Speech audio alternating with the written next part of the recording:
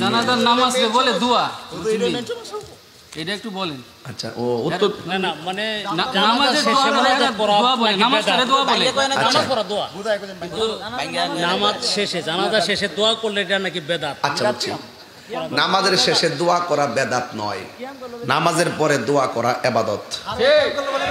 কথা কোন ঠিক কিনা? পতলা কথা কসকি লেগে কিতাব বুঝছ ওয়াজ আস্তে। জানাজার নামাজের পরে দোয়া করা বেদাত নয়, নামাজের পরে দোয়া, জানাজার পরে দোয়া করার নির্দেশ আমার নবী দিয়েছে। কথা কোন ঠিক না বেটি?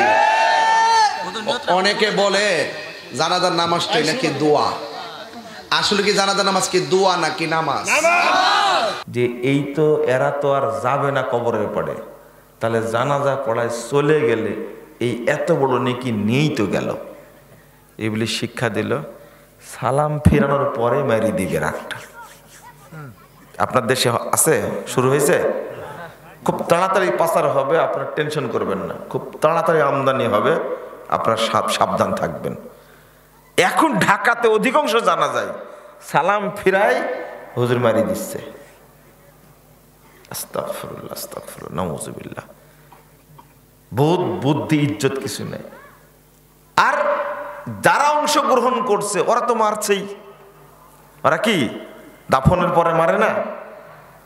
তো যারা জানাজাতেও অংশগ্রহণ করলো, দাফনেও অংশগ্রহণ করলো, একবারে দুইটাই মারি দিল, মানে দুইটাই কি শেষ, নেকির গোষ্ঠী আর নাই। এইটা হলো বেদাতের পাওয়ার, মনে থাকবে। কিসের পাওয়ার? বেদাতের পাওয়ার। আর জীবনে করবেন? কোরআন তেলাওয়াতের পরে তো করবেন আপনি, বুঝেছি। কোরআন তেলাওয়াত করেই মেরে দিবেন সাদাকাল্লাহুল আযীম, তাই না? তাই কি বলেন? এমনি কাজ হয় না। একটা মহিলা রমাজান মাসে কোরআন তেলাওয়াত করেছে, খতম দিছে 2 বার। একটা হাফেজ, হাফেজরা অধিকাংশ বেদাতি হয় কেন? ও হাফেজ পড়েছে, যতবার পড়েছে ততবার বন্ধ করার সময় পড়েছে সাদাকাল্লাহুল আযীম পড়ে রেখে দিছে। ও নেকি আর হয়েছে না। একবার খতম দেওয়ার পরে শেষে পড়ে দোয়া ও খতমিল কোরআন পড়ে না। এটা মিথ্যা গাঁজাখড়ি দোয়া একটা তৈরি করে রাখছে, ওইটা পড়ে। তো কোরআন তেলাওয়াত 1 পারা 2 পারা পড়লেন, পড়ার পর বন্ধ করার সময় যখনই বললেন সাদাকাল্লাহুল আযীম, তখন যে নেকিটা হলো গোষ্ঠী শেষ, সব শেষ। এখানে একটা মানহাজের কথা বলি, মানহাজটা বুঝেন। খবরদার বেশি বাড়াবাড়ি করবেন না। আপনার বুঝ, আপনার ইবাদত যদি রাসূল সাল্লাল্লাহু আলাইহি ওয়াসাল্লাম এবং সাহাবা কেরামের মতো না হয়, ইবাদত করার লাভ নাই, আপনি জাহেলিয়াতের মধ্যে আছেন। শুনেন, বক্তব্য দিচ্ছিলাম, সামনে থেকে এক মুরব্বী বলছেন, আপনি বলেন কি কোরআন তেলাওয়াতের পরে সাদাকাল্লাহুল আযীম বলা যাবে না? আল্লাহ বলেছেন কুল সাদাকাল্লাহ, অতএব সাদাকাল্লাহ বলা যাবে। তাহলে আল্লাহ যেহেতু বলছেন যাবে তো, নাকি যাবে না? কোরআনের রাজ্যে আমি প্রশ্ন করলাম যে আচ্ছা, আল্লাহ রাসূল তেলাওয়াতের পরে, সাহাবায়ে কেরাম তেলাওয়াতের পরে সাদাকাল্লাহ বলেছেন, এরকম কোনো প্রমাণ আছে? তখন বলছেন যে আল্লাহর নবী বলল কিনা সেটা দেখার কি দরকার, কারণ আল্লাহ তো বলে দিয়েছেন। মনে হচ্ছে ওই বেদাতির উপরেই কোরআন নাজিল হয়েছে। নাউযুবিল্লাহ আস্তাগফিরুল্লাহ। আপনারা বুঝছেন কি?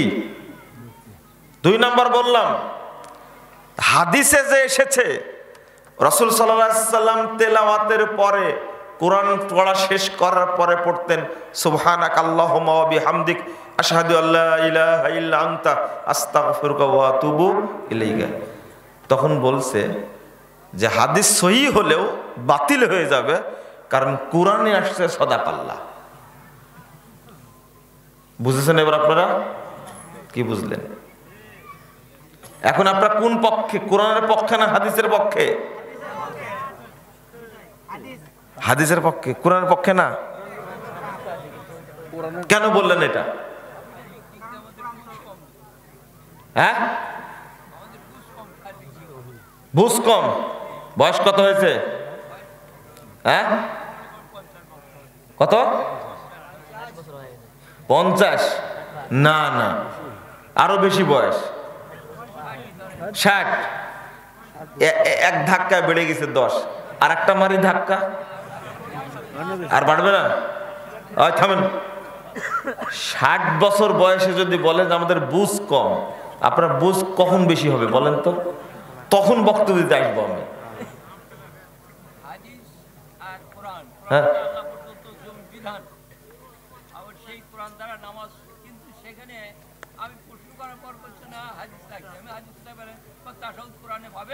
জি, ও চিন্তার বিষয়। 60 বছর হয়েছেন তারপর চিন্তা শেষ হয়নি। হওয়া কর মানুষ তো। হ্যাঁ, এদিকে আমার দিকে তাকান। খারাপ লাগছে? আরে হালাল হারামের ওয়াজ তো শুনেননি, পর্দার ওয়াজ তো আজীবন শুনছেন, সুদের ওয়াজ শুনছেন, নামাজের ওয়াজ শুনছেন। আমি যেটা বলছি শুনছেন কোনোদিন? দেখেন যেটা বলছি শুনছেন কোনোদিন কিনা বলে দেখি। তখন ওই লোকটা কি বলল? বুড়া আলেম মানুষ বলছে যে যেহেতু হাদিস আর কোরআন টক্কর লাগছে, বুঝেন তো, বিরোধী হচ্ছে, অথবা হাদিস বাতিল, কোরআনই মানতে হবে। ঠিক বলেছে না? আবার বুঝেন না? আমি প্রশ্ন করলাম, এখন আপনি হাদিস মানবেন না কোরআন মানবেন? হ্যাঁ, প্রশ্ন করলাম হাদিস না কোরআন, আমাদের দুইটাই ঠিক। উত্তর হলো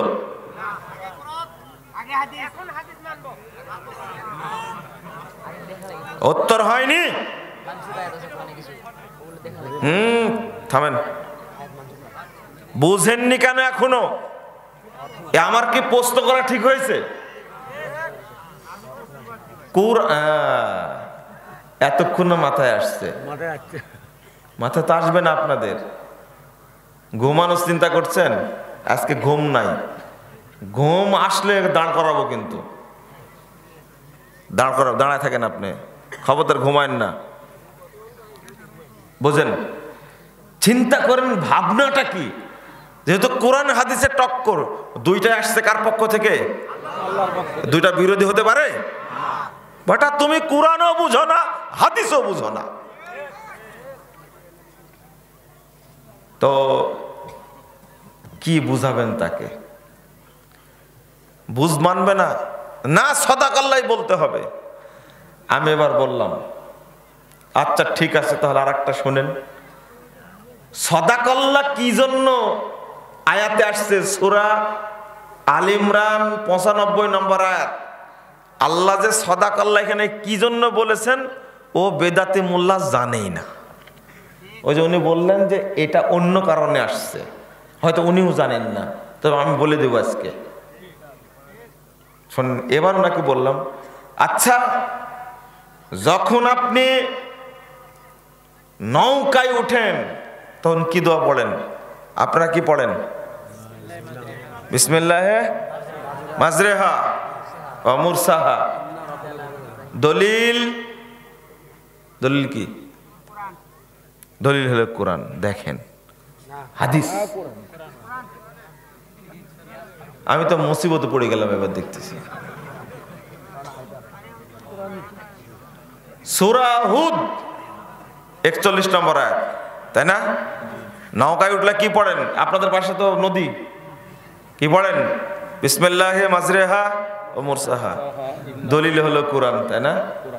প্রশ্ন করি, মুহাম্মদ সাল্লাল্লাহু আলাইহি সাল্লাম কি এইটা যখন পানি জাহাজে চলতেন তখন কি পড়তেন?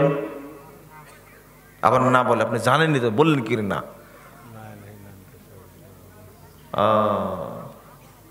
জানেন না, ও বলবেন ওই চটি বইয়ে পড়েছি। চটি বইয়ে পড়েছেন, অন্য কোনো বই পাবেন না এটা।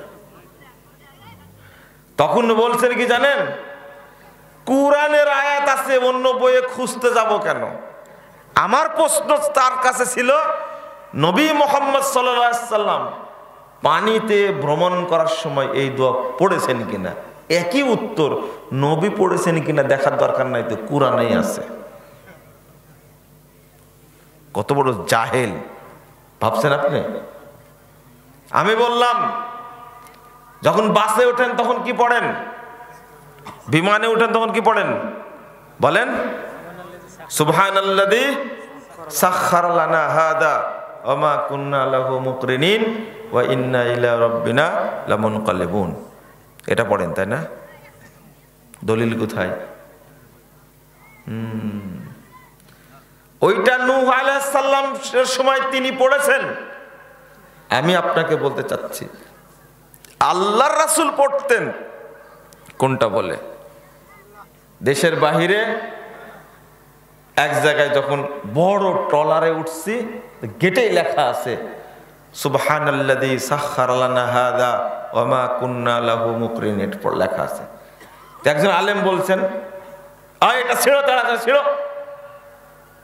ছিটতে গেছে, আমি নিশ্চয় থামো, ছেড়ো না। আমরা ছিটতে বললেন কেন? তো বলছে এখানে হবে বিসমিল্লাহি মাজরিহা মুরসাহা। আমি বলছি না, যেটা লেখা আছে ঠিক লেখা আছে। কেন?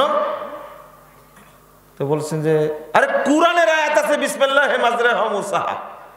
আমি বললাম যে এটা নূহ আলাইহিস সালাম পড়েছেন, আল্লাহর নবী পড়েছেন কিনা। তখন বলছেন যে আরে আল্লাহর নবী পড়েছে কিনা সেটা দেখার কি দরকার, কুরআনেই তো আছে। মনে হচ্ছে কোরআন ওর উপরে নাজিল হয়েছে। বুঝছেন কথা?